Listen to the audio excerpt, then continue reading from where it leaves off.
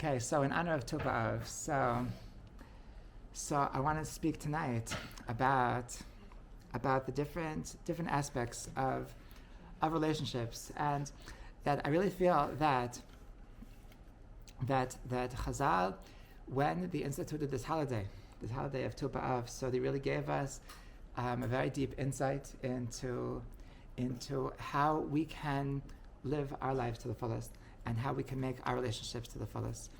So the Gemara says, the Mishnah says that the Tu B'Av was a very big holiday. It was a holiday of shidduchim, and that's why it's become in the Israeli culture, in Jewish culture, it's become that Tu B'Av is the Jewish Valentine's Day, is the Chag Ha'ava, and it really starts from the Mishnah that it says that lo hayu yamim tovim b'Yisrael ke chamisha asar b'av uve Yom Kippurim, that the two happiest days of the year was Yom Kippur and Tu B'Av. So what was Yom Kippur? Yom Kippur is happy because it's the day that we become clean. Okay, that's very clear. But what's so happy about Tu B'Av? So the Gemara says that Tu B'Av is the day of shidduchim. Okay, it's the day of making relationships, because it was an old custom that on the 15th day of Av, so the Jewish girls would go out to the vineyards and they would wear white clothing, and they would only wear borrowed clothing, and they would dance, and then that was how they did the shidduchim back in the day. So this day of Tu B'Av was always set aside as a day of shidduchim, as a day of bringing together relationships, and so but the Gemara says that what's special about this day? Why did they pick this day to be the day of shidduchim? So it says that there's 6 things that happened on Tu B'Av. That these are the things that we're commemorating, and what I want to share tonight is that I really believe that in these 6 things, so there are 6 different instructions of what Chazal are telling us, of 6 pieces of advice of how we can build our relationships in a proper way. The only way that we can make relationships which are going to last is to use these 6 pieces of advice.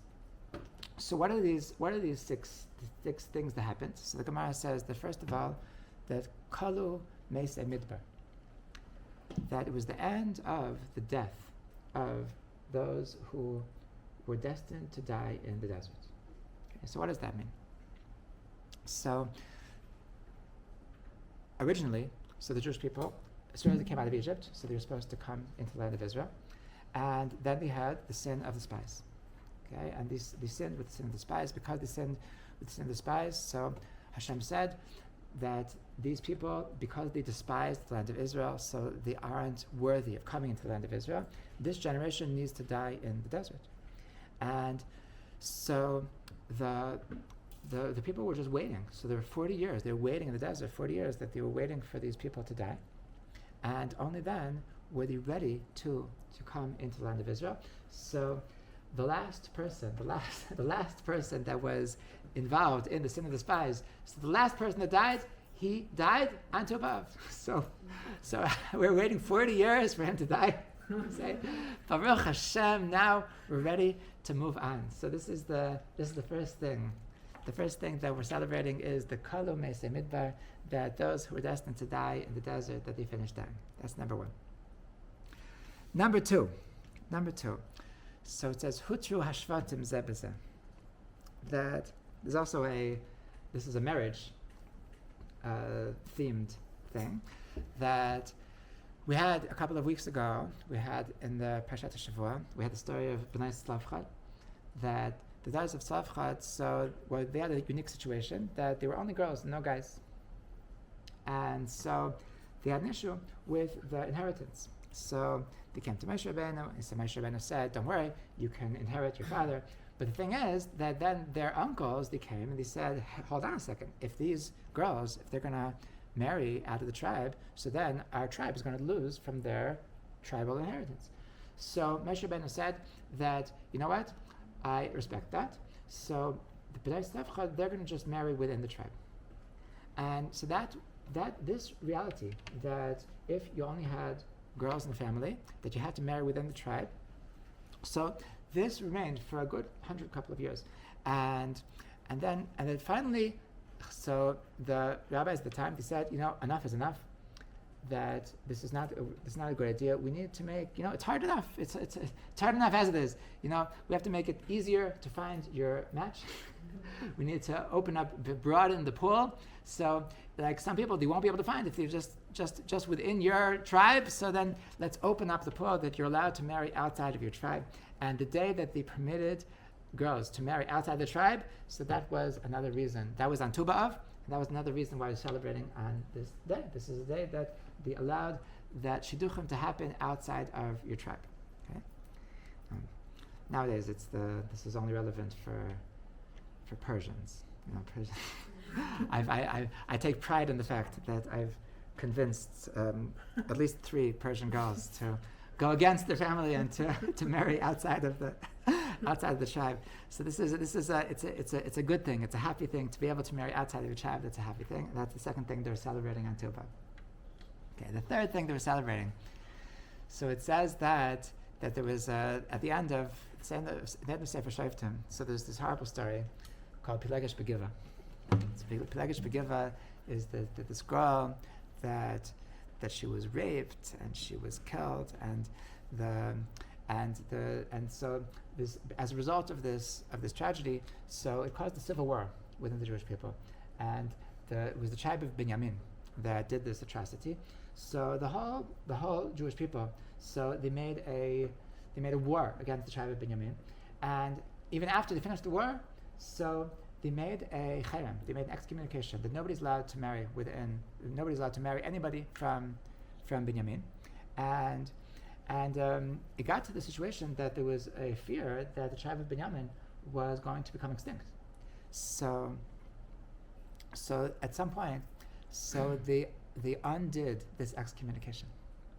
And so the day that they undid this excommunication, the tribe of Binyamin, so that was a reason to celebrate, and that was the third thing that we're celebrating on Tu B'Av. The fourth thing that we have is something that seems very, very arbitrary. It's very unimportant. It says that they finished Lichrot Atzei Maracha. That was the day every year. So they made it that on the 15th of Av. That was the day that there was a process of preparing wood for the altar, for the Mizbeach. The Mizbeach needed to always have fire going on the Mizbeach. And the day that they finished cutting the wood for the Mizbeach, so that was on Tu B'Av, and that was a reason to celebrate. Number 5, so it says that there was a tzaddik by the name of Hoshea ben Elah. Hoshea ben Elah, so what did he do? That Yeravam ben Nevat, so he wanted to make a break. He wanted to make a break in the people of Israel. He wanted that there shouldn't be an Aliyah Yerushalayim, that there shouldn't be there shouldn't be one place that everybody goes to. He wanted that his people should have a Avodah Zarah in the tribe of Dan, and that's in the heritage of Dan. And so, not only did he make his own Beis Hamikdash, so to speak, that people shouldn't be able to come to Yerushalayim, but he made it that it's impossible to go to Yerushalayim, and he stopped up. He made barricades that it's impossible to come to Yerushalayim. And then Hoshea ben Elah, he's the one who undid these barricades that it's possible to come again to Yerushalayim. And the sixth and last thing that we're celebrating on Tu B'Av is that the Harugei Beitar, that the Rezachah L'Kvura, that the people who were killed in Beitar, that they merited to have a Jewish burial. So that this was at the very end of the Second Temple. So the biggest Jewish community was the community of Beitar, and so there was a horrible massacre in this town of Beitar, and the Roman king Adrianus Caesar, so he didn't allow the people of Israel to give these people a proper burial, and then finally, many years later, so he changed his mind, and for whatever reason, they undid this decree, and they merited to Kavura, and so that's how we have that, and that's the fact that they were able to bury these people. So that was a happy occasion, and that's the sixth and last thing that we're celebrating on Tu B'Av. So it seems like it's very very interesting list, very interesting list of things, and so I think that I want to take a Hasidic interpretation on these six things that we're commemorating on these on today on Tu B'Av, and show how these things that we can take into our lives, and to build our relationships. So before we go into that, so let's have another nigun. Okay?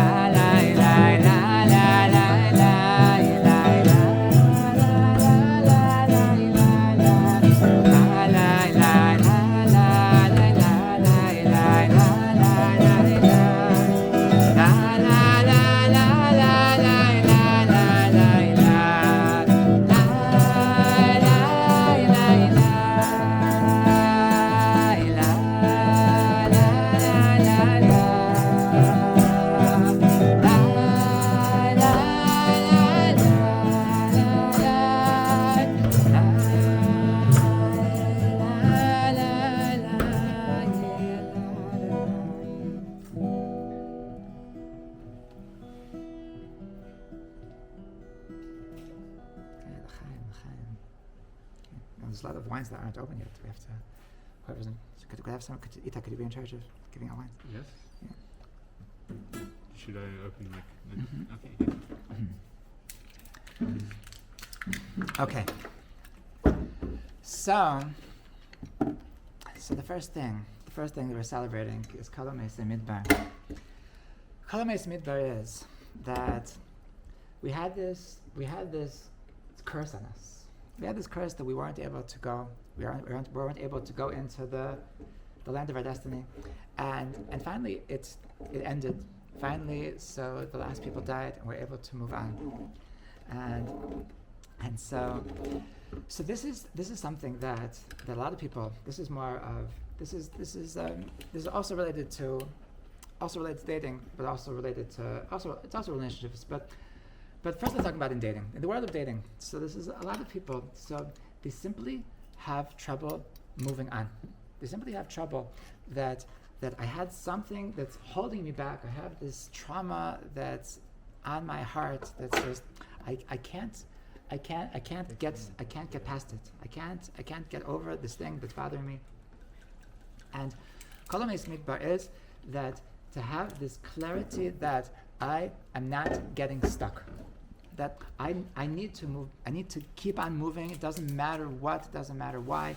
That we just need to keep moving. I remember I had like a personal experience with this that a good many years ago. So we had unfortunately we had a stillbirth, and I remember that it's like it was very like obviously it was very like breaking. It was very traumatic, and I remember like sitting there in the hospital, like holding my dead baby, and thinking to myself like, wow, like is this the end of me? Like is this going to be the end of the happy Rabbi Kilstein? Is this going to be like I'm going to start turning gray, and like this is going to be like whatever? And so in the hospital I made this conscious decision that I like the show must go on, that I'm going to continue, and that I'm not going to let this stop me. I'm not going to let this end my life. I'm not going to let this hold me back, and I never looked back, and I kept on going forward, and like I don't regret that decision at all, and I see people that they have traumatic things that happen to them, and they're constantly living in this victim mentality, and they aren't able to move forward. They aren't able to just let it go, and this is, and like specifically in dating, I'm saying like in the ability to build your life, to the ability to build a future, that the people that they have these blocks that are just holding them back, and they aren't allowing themselves to move on, to take this next step. And so Tu B'Av is the day that we're celebrating the fact that life goes on, that I'm not stopping, I'm not allowing myself to just remain in this victim mentality, and I need to just keep on going, whatever it takes, and just like right foot in front of my left foot in front of my right foot. I'm just going to keep on going, keep on walking, and that's the first element of just to keep on going, to moving on.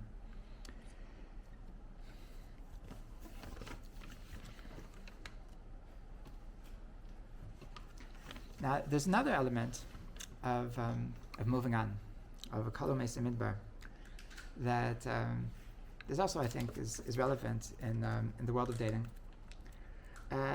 Some people that they have a certain game plan, and sometimes a person has to realize that they're just banging their hand against the wall. Sometimes they have a person that they have a certain ideology, they have a certain thing that they're looking for, certain vision of the way that things should be, the way that they imagine things, and they go, and they're going for it, and they're excited, and it's just not working. So what they have, like whatever they were trying to accomplish, so it's just not going, and they find themselves that 10 years later, 15 years later, that it's not working. And sometimes like a person has to take like hopefully before 10 years later, that to take a step back and look at what I'm doing and say that maybe there's something, like this is not always the case, but sometimes a person, there's something wrong in their technique. That like I know more than one person that they have a philosophy that they're looking for something that does not exist. I'm saying that it doesn't exist, and they're looking for something that, and there's like, and they say like, look, I only need one, and hello, like it's you don't see it's not working. Like wouldn't like your life is passing by, and just how about a different technique? How about a different just like settling for? No, I know like a different state of mind. So like at some point she told me that at this point I've crossed off everything on my list except for Jewish, male, single. That's it. and And so, so sometimes, you have people that they're looking for something that mamish doesn't exist, and so of course it's like time after time after time after time. I met somebody 2 weeks ago that said that she stopped counting after 300. That it's like there's something that if 300 times it didn't work, so maybe something needs to change. And so kala mesa midbar is that for some, that sometimes, like it's not like it's not always the case, but sometimes a person has to be real with themselves and say that maybe I have to change my game plan. Maybe like it's time for plan B, and this is to keep on moving and not just stay stagnant in the place that's holding me back, that's not letting me achieve my destiny. And that's the second idea of kala mesa midbar.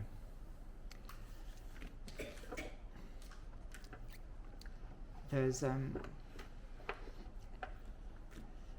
another place that's in relationships that I think that this kala mesa midbar is very relevant. And sometimes when you're in a relationship,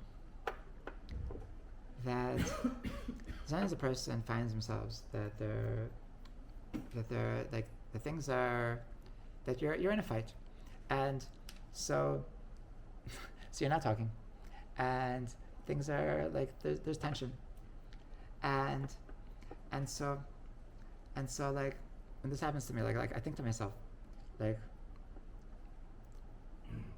okay, now what? So is this what you want? Is this what you like? Do you foresee like you see you like you're waiting for them to apologize, and they're waiting for you to apologize, and it's like, okay, so we're just waiting, and it's not working, and we have this coldness, we have this tension, and so is this really what you want? Is this really what? And this stalemate and this coldness and this tension, so it's not getting you anywhere. And so kala mesa midbar tells us that when you have this tension, so just move on, just let's just start the next chapter. Okay, that whatever it is, what it is, that you had this disagreement and you wanted them to see it your way, and they're not going to see it your way. So let's just move on. Let's just move on. Let's just start a new page. And like the life doesn't, we don't have to. This little disagreement doesn't have to ruin the rest of our lives. And like I would always tell myself that, like, okay, if I'm going to keep it this way, so then what's going to happen? So then this is going to be the end. like you can't continue a relationship that you don't talk. You just avoid each other. It doesn't work like that. So the only alternative is to just move on, and to just swallow your pride and just say good morning like a normal human being, and just act normally, and that's another bechina of kala mesa midbar is to just be able to move on, just be able to not get bogged down by these little things. And there's one of my mentors once, he's always making huge projects, and like somebody asked him, like, what's your secret? He said the secret is not to get bogged down by the little things. And so I once saw a book that I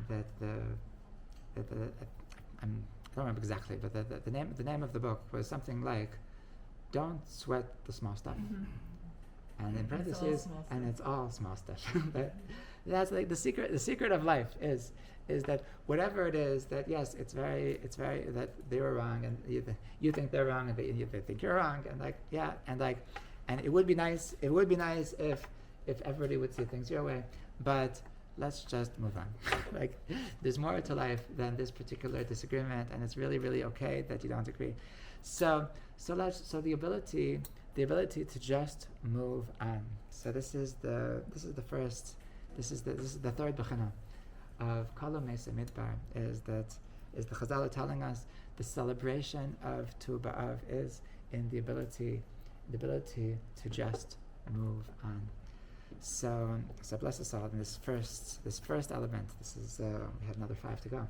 But the first bracha of Tu B'Av is to be able to just wherever is getting us stuck. So whether it's getting us stuck in our lives, that we don't believe that we're able to get on with our lives, whether it's that we're not using the right techniques, whether it's we're stuck in the relationship. So now we come to the second celebration of Tu B'Av is Shehutru Hashvatim B'zeh B'zeh. Okay, so like we mentioned before, that there was this thing that to marry within your tribe, this Persian thing, and so we're celebrating the fact that we're able to marry out of the tribe. And so this is such a powerful lesson, and this is the lesson of being able to embrace the different, to embrace something which is a little bit different than me. Okay, and that some people, so they think that I need to marry somebody who's exactly like me, and the perfect match is somebody who's exactly aligned with me. Now, and this is a complicated thing, so I want to explain. Now, there's this idea in the world that says that opposites attract. Okay, so now it's important to understand that it's true that opposites attract, but it's not true that opposites have happy marriages. Okay, now what do I mean? So what's that what opposite attract means? That if I'm always missing appointments, and I'm always missing classes, and I'm always late to everything, and then I meet a girl that everything that she's always on time. So I say, oh my gosh, that's so beautiful. I'm so jealous. I wish I could be like that, and I'm attracted to that. And if I'm the most disorganized person in the world, and I never put anything away, and I see, and I meet a girl that she's just like, she's a neat freak, and like she's like, everything is organized and everything is perfect, and so I'm attracted to that. And I said, that's exactly, I was always dreaming of that. I was always wishing for that. And so I'm attracted to that. And the truth is that the girl, she always like, she beats herself up. Like, why do I need to be so neat? Why do I need, like, I'm so like, it kills her that she has to be so by the books. And like, when she sees people who are just able to just chill, she's like, I wish I could be like that. like she's so jealous of the people that can just let go and just be whatever. And so she's so jealous of that she's attracted to that. And so these people, so the Amish, they feel like it's a match made in heaven, and so the truth is, so then like they're attracted to each other, but like the first day, so he leaves his pajamas out in the middle of the floor, and she's like, wow, how dare you? That's like against the 10 Commandments. And the truth is that they're attracted to each other because they each are what the other one wishes they could be. But the truth is that you are what you are. Right? The truth is that we actually, there is a certain comfort in being around people who are similar to ourselves. And this is the bluff. This is the bluff of opposites attract. That there's this idea that I'm going to have a happy life with somebody who is the exact opposite of me. And the truth is that it's true that I'm attracted to them, but it's actually not true that I want to spend the rest of my life with them. So this is where we have this opposite motion, this opposite movement, that I want to be around somebody who's exactly the carbon copy of myself. And so this is as a in general, so it is good to marry somebody who's similar to yourself. And the truth is that looking to somebody who's similar than you is actually a much better idea than looking for somebody who's the opposite than you. But the simcha of Tu B'Av is to be able to embrace that it's okay. It's okay to be different. It's okay to be different. And and so there's like I like to say that there's the first two commandments, the first two things you need to know about relationships is that rule number one, that he won't change. He won't change, right? Meaning that you have a person that they say that it's true that like I actually can't stand the fact that he or she smokes, but they promised me that they're gonna stop. As soon as they get married, they're gonna stop. That rule number one is they will not change. Okay, they do not never marry a potential, never marry something that it will be okay because that he's growing. He's growing. He told me that he sees himself keeping Shabbos in maximum 2 years. There's no such thing as marrying potential. That rule number one is that they will not change. Okay. Rule number two, be ready. They will change. Meaning that life is full of surprises. Hashem has a very interesting sense of humor, and Baruch Hashem, we evolve, and Baruch Hashem, that we're growing people, and like it's not just children that are changing every day. The adults are also changing every day, and love is all about being able to embrace the fact that people are different, and so this is what the simcha of Hutra Shvatim Zebazeh, the celebration, the fact that we're able to invite difference into our life, is the knowledge that I don't need to live in this echo chamber of where people are exactly everybody that like the people around me think exactly the same. They vote the same thing. Like I remember somebody during the disengagement, the Hidan So there was this like call-in show, so of Shlomo Aviner. So he had this radio show, and somebody called in, and they said, Rabbi, I'm not sure what to do. That my husband, so he's for the disengagement, and so should I divorce him? So he said. So the slogan at that time was that Yehudi lo megaresh Yehudi, that like a Jew should never banish a Jew. Like so that was the slogan of the anti-disengagement. So Rabbi Viner said that it's true that Yehudi lo megaresh Yehudi, but even before the rule of Yehudi lo megaresh Yehudi is another more important rule, and that is Yehudi lo megaresh Yehudiya. That so like it's okay you should never don't divorce your wife so that they're like it's okay that it's true that your husband, he feels the complete opposite of you politically, but it's okay, you can live with it, you can still stay married, you can still have a happy marriage, even though you feel very passionately opposite about this important thing in the history of the Jewish people. But it's okay. It's okay. The fact that you have this different opinions does not mean that you have to separate. Doesn't mean that you can't get along. It doesn't mean that you can't be friends. And this is such a beautiful thing. Hutra Shvatim Zeh B'Zeh means that we want to be people that are there's a kind of animal that like it changes color. Chameleon. We want to be chameleons.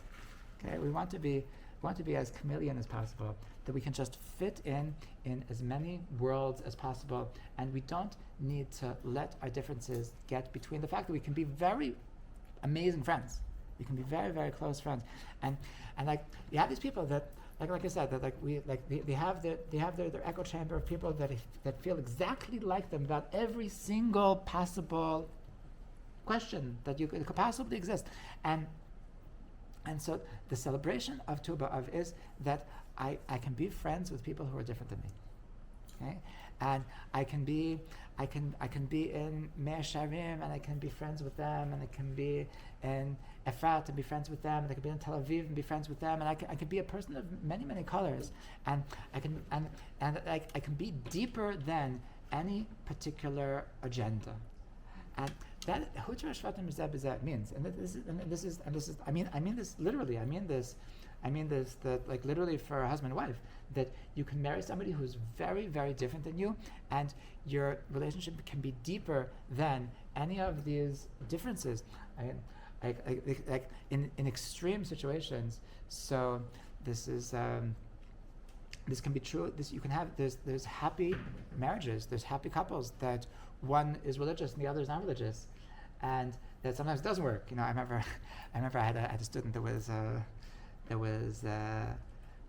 going out with a boy who was less religious than him, and less religious than her, and like she wanted to know, she was asking my advice, and my next door neighbor was married to a woman who was not religious, and so I asked him. It's like I said one day, like I said, so happy to saw you. Like, can I have your help? That like I have a student that's going out with this boy who's not as religious as she is. Like she wants to know, like, how can you navigate? So actually, Abraham, I was looking for a good time to tell you, but the truth is that yesterday we went to the rabbinate for getting divorced. Right? So it doesn't always work, right? But there's many happy couples that they're able to, if you have mutual respect, and like that's the critical thing. Like if it's like sometimes like a person stops being religious and it comes with a lot of resentment. And like if it's going to be with resentment, then it's not going to work. Then if you're going to resent anything, but if you have mutual respect, then you can overcome amazing differences. Okay, and so this is the knowledge that I can have a deep relationship with somebody who believes things very differently than me, that has different values very differently than me. So this is a game changer. Okay, and this is the celebration of Hutru Hashvatim Zeh B'Zeh, is to be able to embrace different, to be able to know that it's okay. Like our relationship doesn't have to be that we're eye to eye on every single topic. That we can have the place that we're on the same page, and the places that we don't talk about those things, and that's perfectly okay. And so that's the first point of Hutru Hashvatim Zeh B'Zeh. Okay, now. There's another element. There's another element of Hutru Hashvatim Zeh B'Zeh, and that is that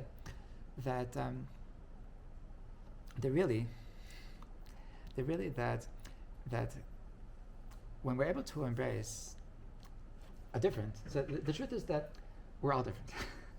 The truth is that even if we see eye to eye on how to vote or if to vote, and that even if we see eye to eye on exactly what hechshers to eat or what not to eat, and even if we're both vegetarian and whatever, we see and we both love cats and not dogs, and everything is mamish eye to eye, but there's always going to be differences. There's always going to be that you want to open the window and they don't want to open the window, and you want to go this place for Shabbos, you want to go that place for Shabbos, and the truth is that there's always going to be differences of opinion. That's impossible, as much as we would like to just marry ourselves. So it's never possible. And so a second bechina of Hutru Hashvatim Zeh B'Zeh is the ability to take another person into consideration. Okay? And this is perhaps the biggest bracha of relationships, is to be able to let go of ourselves, to let go of our own plan. And this is a thing that I remember somebody was telling me that I forgot what it was. There was some event, and there was this older guy that had been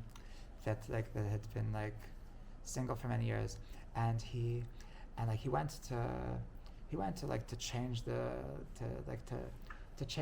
air conditioning, or I don't remember exactly, and somebody told me that you can tell that if he would have been married, he would have asked everybody else what they think. There's a certain when you live on your own for many years, so you get into this habit of things are supposed to be my way, and and that we get used to the fact that I can have exactly what I want at any moment, and when you're living with a roommate, so then this is true with any roommate, like even if it's not your spouse, but like when you're living with a roommate, so it doesn't go like that. That sometimes you're not going to get it your way, you're not going to have it, and so there's the Hutra Shvatim Zebazeh is that the ability to see beyond myself, to exit my comfort zone, to be able to realize that things are not going to always be exactly the way I want them, and that's perfectly fine. And to realize that there's other people in the room, there's other people that are experiencing whatever we're experiencing, and it's not just about me. And to be able to think about others, this is a reason for celebration. This is something that to be able to let go of this echo chamber of that things need to go my way. So that this is another b'china that Tu B'Av is a celebration, is a reason for simcha, is to be able to. I'm so excited about the fact that I realize that there's other people in the room. I'm so excited about the fact that there's other people that their needs are at least as important as mine. And when we come to this recognition, so we become bigger people, we become greater people, we become people that are just holier, more godly, and this is another element of the celebration of Tu B'Av. So I bless us all that we should be able to really celebrate that the Hutra Shvatim Zebazeh, to be able to celebrate the fact that it's okay to be around different people, and it's a blessing. It's a blessing to be around different people, and to be able to really take into account as many different desires and many different agendas as possible. So this makes us bigger people. Doesn't make us smaller people. All right. So the third theme of Tu B'Av is that they undid the excommunication on Shevet Binyamin. So we said the Shevet Binyamin, so they did something really, really not okay. And because of this, so they were in excommunication.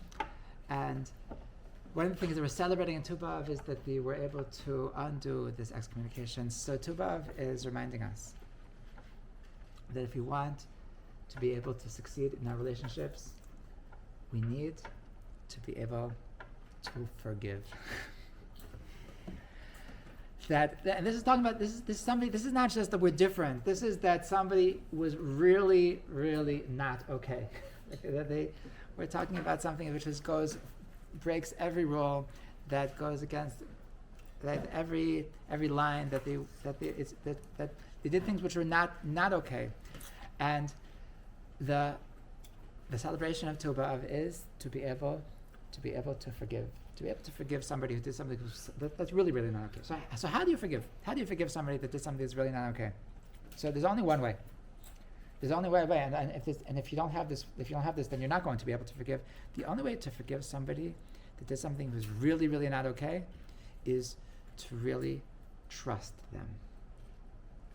Okay? To really trust that somebody, that the people are able to change, to be able to believe in the fact that people can have a new beginning, to be able to make a new acceptance upon themselves, to say that yes, I'm really becoming something new. Trust me that I won't do this again. I've become somebody else. I've really evolved, and this is really, there's one of the ideas of Tu B'Av is that the Baal Rebbe would say that Chamisha Asu B'Av is the gematria of Ksiva v'Chsima Teva. This is that right now, believe it or not, that we're 45 days before Rosh Hashanah. So that it's the Chamisha B'Av. So it's really the beginning of. It's the beginning. It's already the beginning of that. Rosh Hashanah is almost here. The time of Tshuva, the Yamim Dorim, the Aser Simei Tshuva, and so Chamisha B'Av is about Ksiva Chsima Teva. So Ksiva Chsima Teva is that. What are we coming when we come before Hashem in Rosh Hashanah? So what do we say? We say, Hashem, I'm somebody new. And this is what tshuva is all about, is that to be able to say that I've become something else. Please don't judge me. Don't judge me based on the me that you knew, whatever it was, 10 years ago, 5 years ago, yesterday.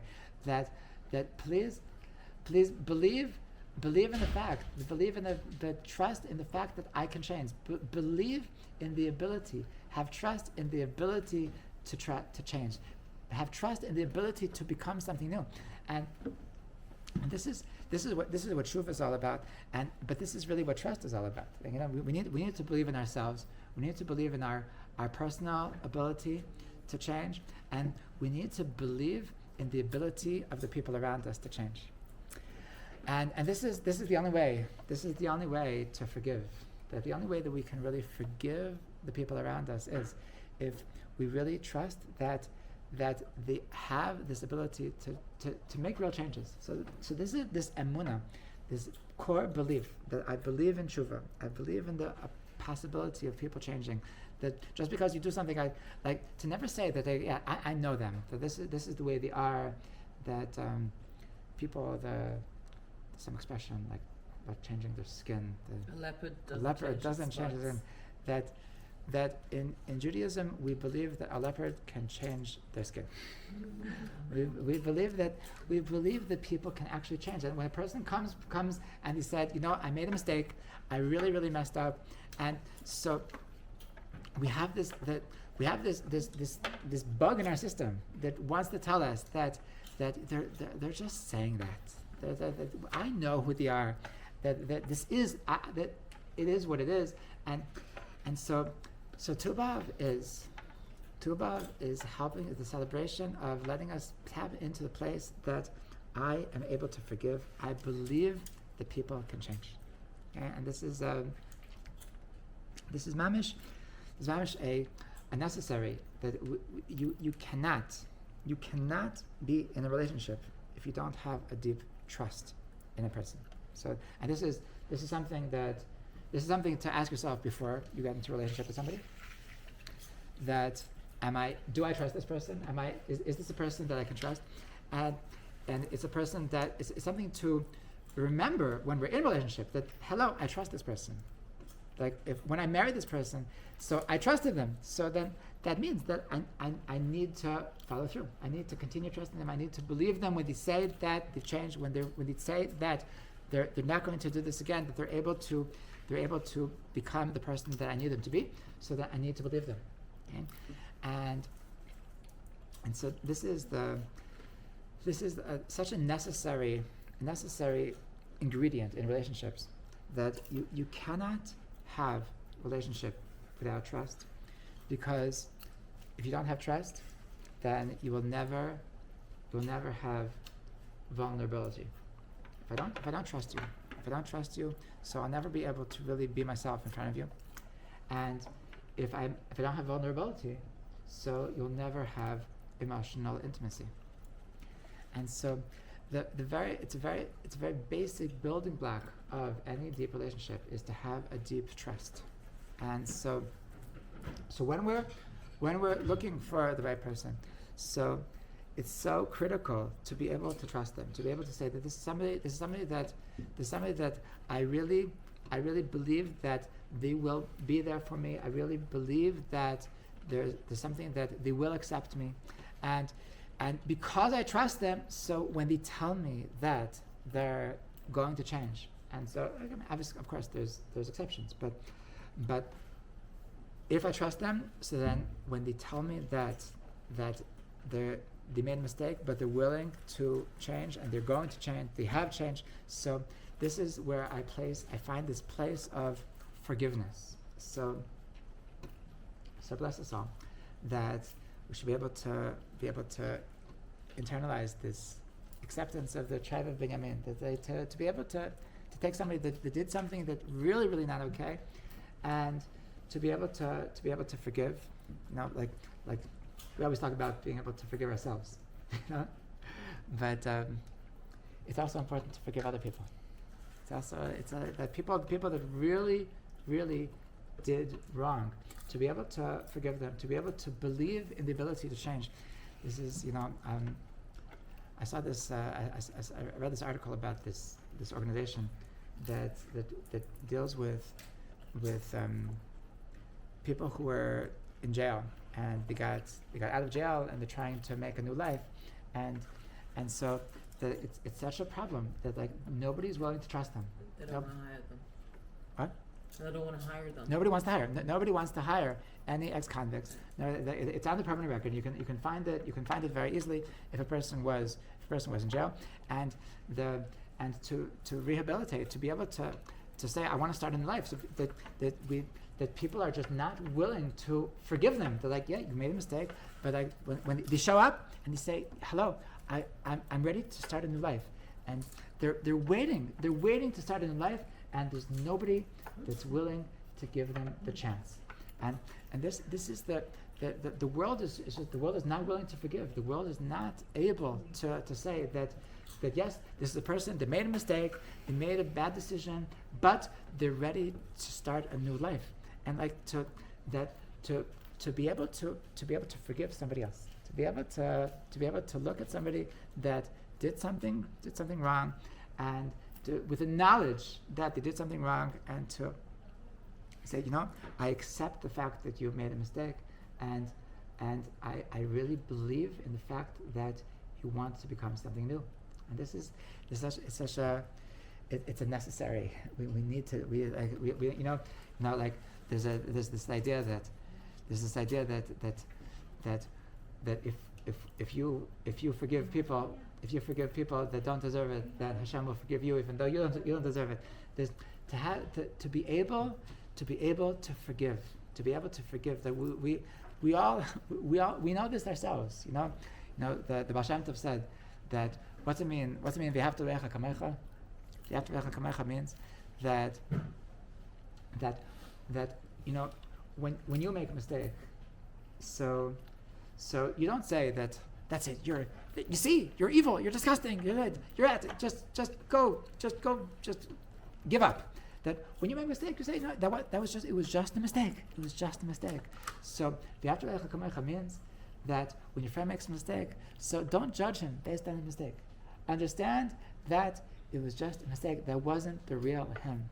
And so to be able to see through the mistakes that people make, so I bless us all that we should be able to take Binyamin back, and we're being apolitical here, no undercurrents here, that to be able to forgive Binyamin for any mistakes that they make, and to be able to forgive ourselves, but also to forgive other people, and to be able to really be able to believe in new beginnings. B'ezrat Hashem. Okay, so we're up to number 4.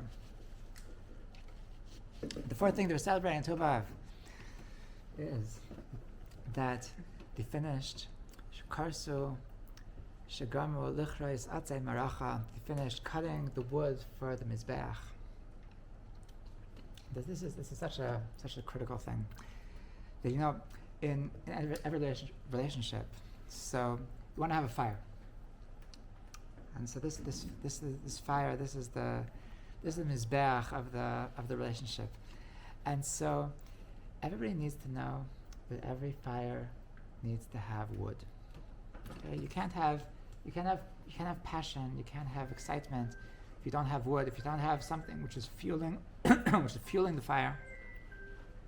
And if you want to be your best, to show up to the relationship that with the energy that you need in order to make it work, so you absolutely need to have the wood, and to have this wood, to have this supply of wood in order to make the flames of your relationship. So this is the celebration of Tu B'Av, and what this is celebrating is that a person needs to be able to invest in themselves, to be able to invest in self-care, to be able to take care of themselves, to not be a needy person, to be able to have the wood. I show up to the relationship after I finished cutting all the wood for the Mizbeach. That I have all of the stuff that I need in order to shine, in order to be my best self. So I'm coming into the relationship good, okay?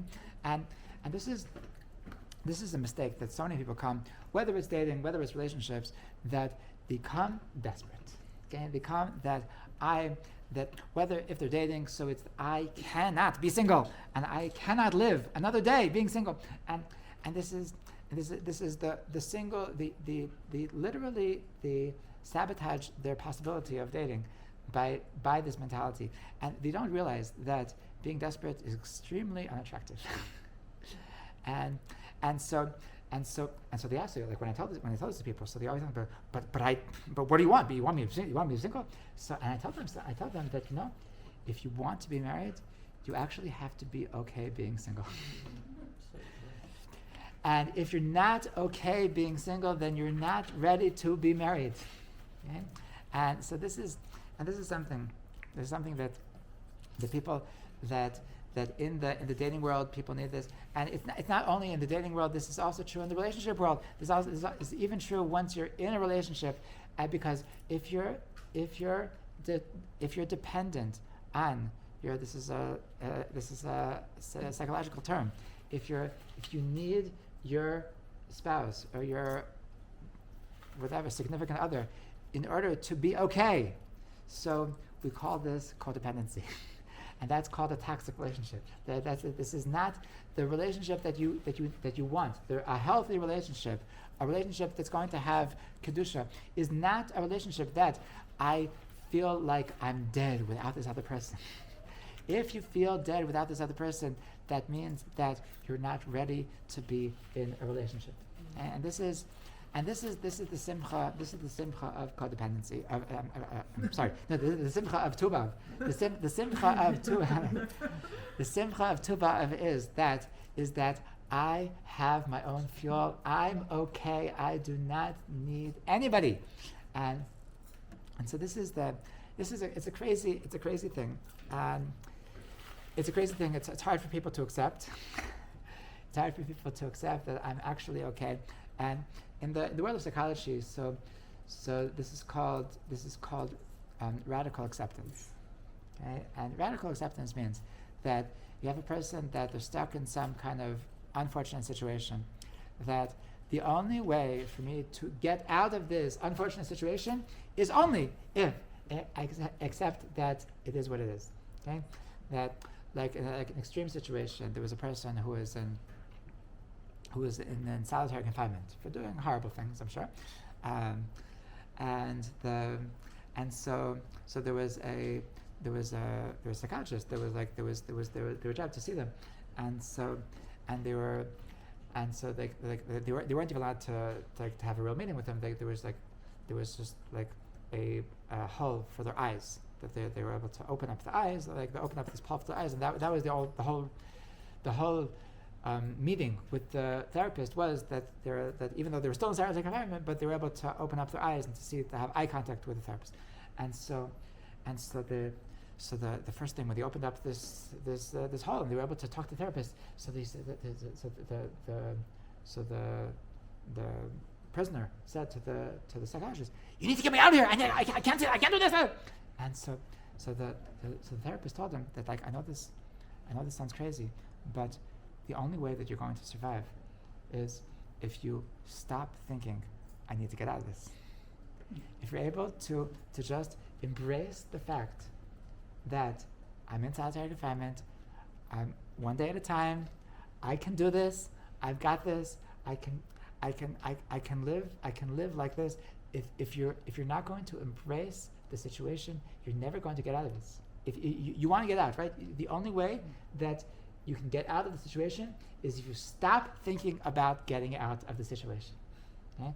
It's a paradoxical thing, but it's so true. And this is what people, that time and time again, they sabotage their relationships because they need the other person. They sabotage their possibility of being in a healthy relationship because they need the relationship. And so the secret to relationships is that shekarsu atzei meracha, they finish cutting the wood of the mizbeach, is that the way that I come into relationships is with the understanding that it's okay not to be in a relationship. So Uh-huh. Let me find the answer. Mm-hmm. There is a part that men always claim that they need, maybe it's different, but they need a woman needing them. Mm-hmm. You know, when they say, oh, in cases they claim that when a woman she does by herself, she develops her independence. So it's like getting them.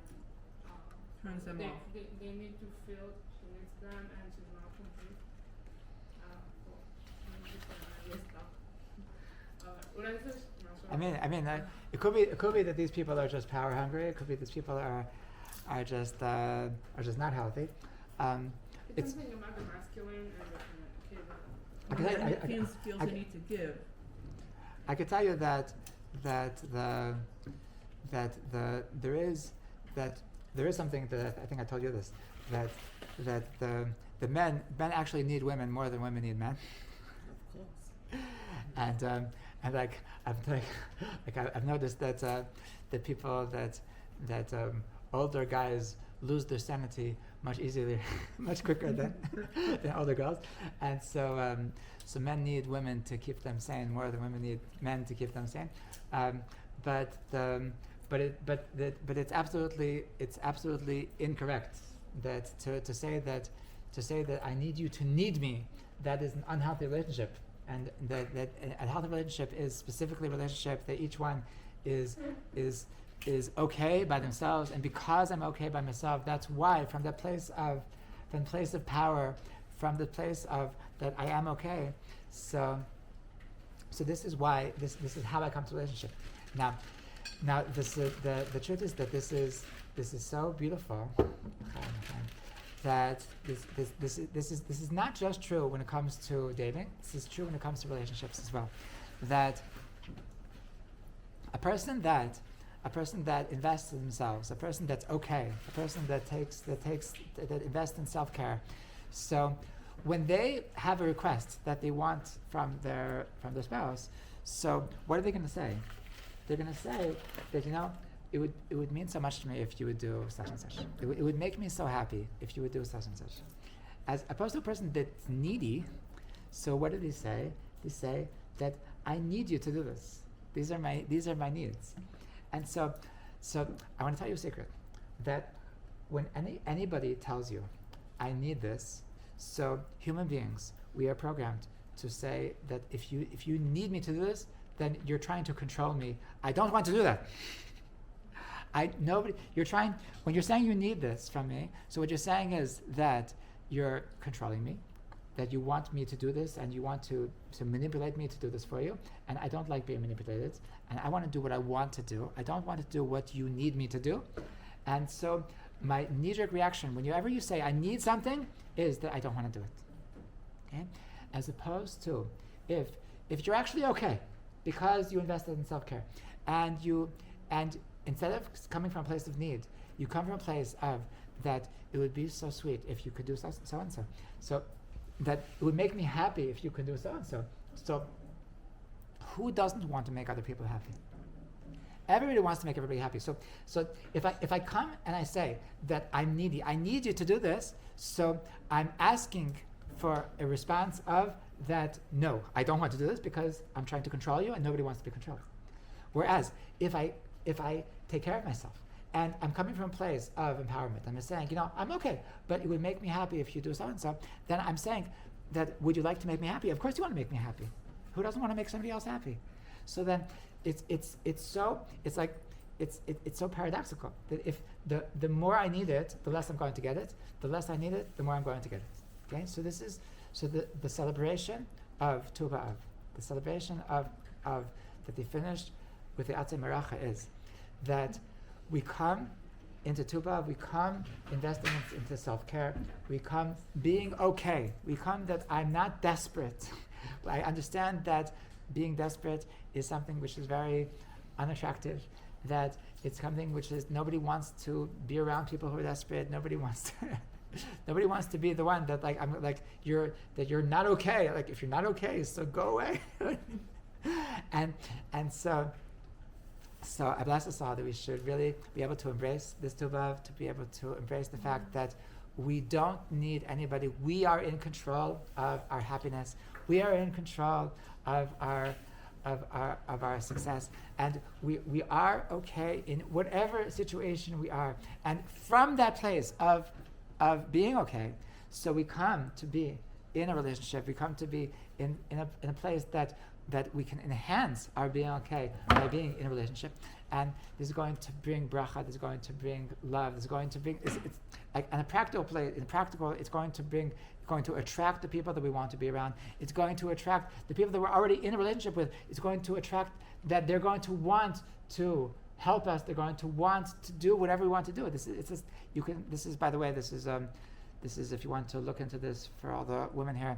So there's a book called The Empowered Wife by Laura Doyle, and this is her Torah, that the more that you invest in self-care, the more you're able to get your husband to do whatever you want him to do. And so this is the simcha of finishing the Atzei Meracha. So I bless us all that we should be able to really to be okay and to not be desperate. B'ezrat Hashem. It's the surrendered way.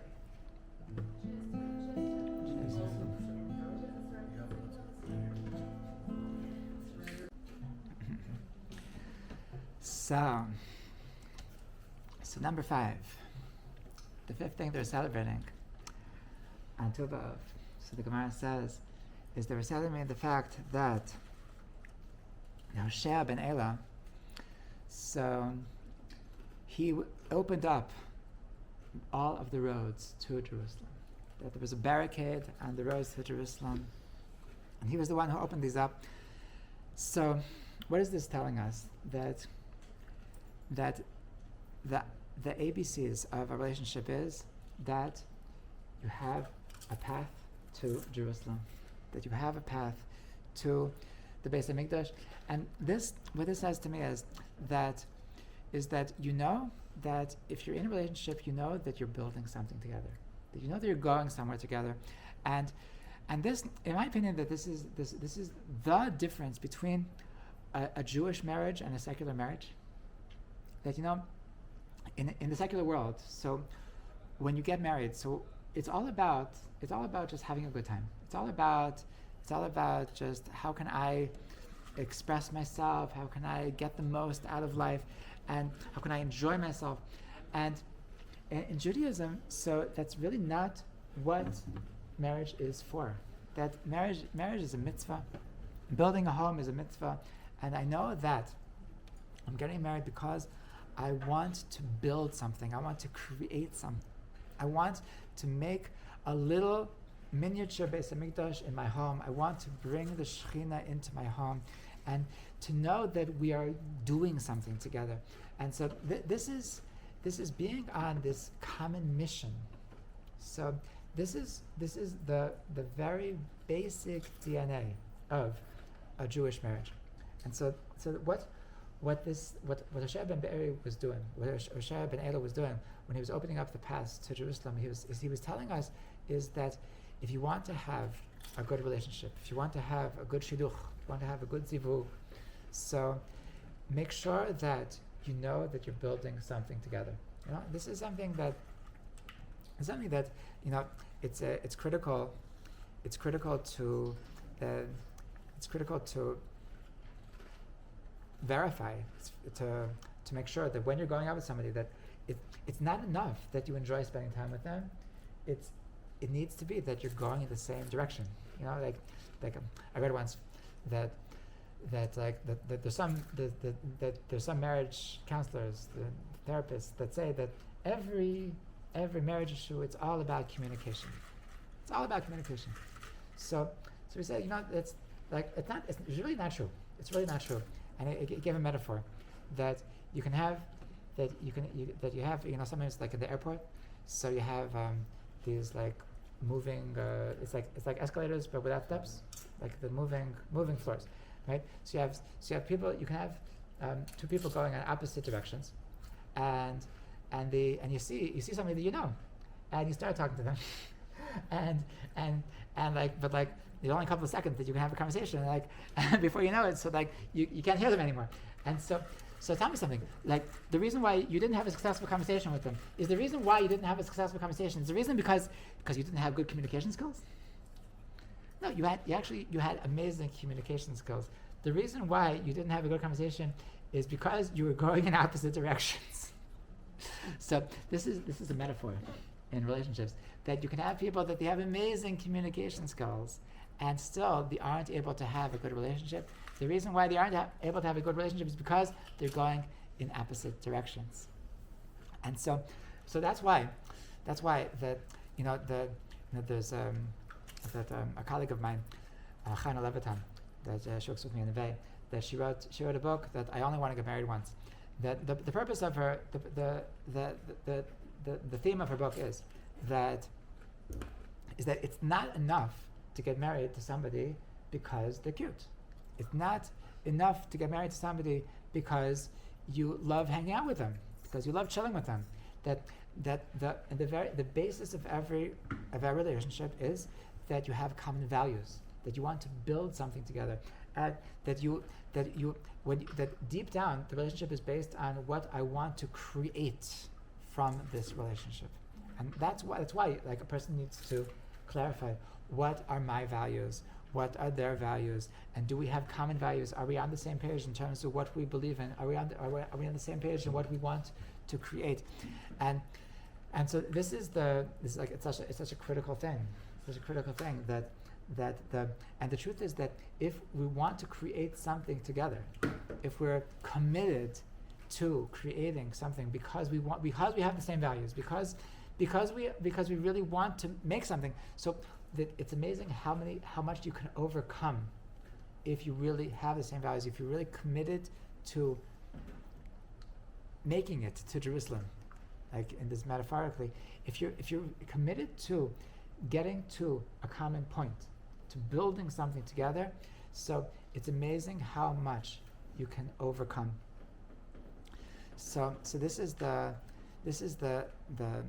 celebration of Tu B'Av, is to know that we're going somewhere, that every Jewish home is building something, that this is when it says that Kol HaMesameach Chatan V'Kala Kilu Bana Achad Mechavat Yerushalayim, that if you participate in a Jewish marriage, so it's as if you rebuilt one of the destroyed buildings of Jerusalem, and that it's a little, you're bringing us one step closer to the Beis Hamikdash, that we understand that every marriage, every relationship is getting somewhere, is building something, and so this is such a powerful message, such a powerful knowledge, to know that I'm going somewhere, to know that I'm building something, that the Jewish community, it's based on families. The Jewish community is that a community is based on a community is a bunch of families. That's what it is. When making a family, I'm like to realize that I have a certain responsibility to the people around me, that we have a certain vibe, we have a certain energy in our home, that we're building a home with values, building a home with ideals, building a home with Torah, building a home with Amunah, that to understand that we're creating, that a relationship creates something. So this is the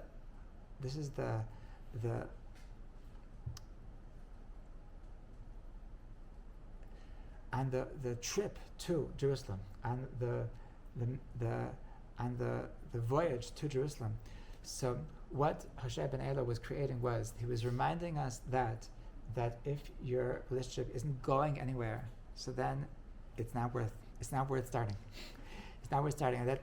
There's so many relationships that it's nice for here and now. It's nice for it's fun. It's fun until it's not fun, and then when it's not fun anymore, then you just break up, and then you divorce, and then and to know that when I'm getting married, so I'm building something, I'm creating something. So this is this is what allows me to overcome the difficulties. This is what allows me to overcome when things don't go as I planned, when things aren't as pleasant as I planned. That to know that I'm creating something, and that a person once came to the stipler, and he said that I've come to understand that I don't have anything in common with my wife. I don't understand how we can continue.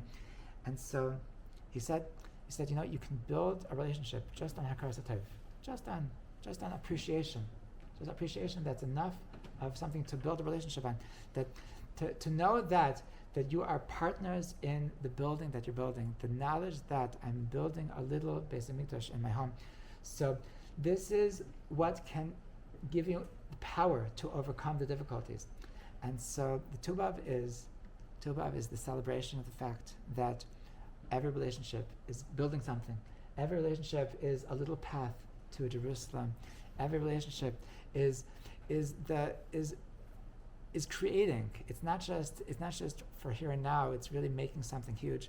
It's making the present. It's making the future. And this is the amazingness of every relationship, is that there's something real. There's something future. And so this is what gives us the power to really overcome when things are difficult. L'chaim, l'chaim.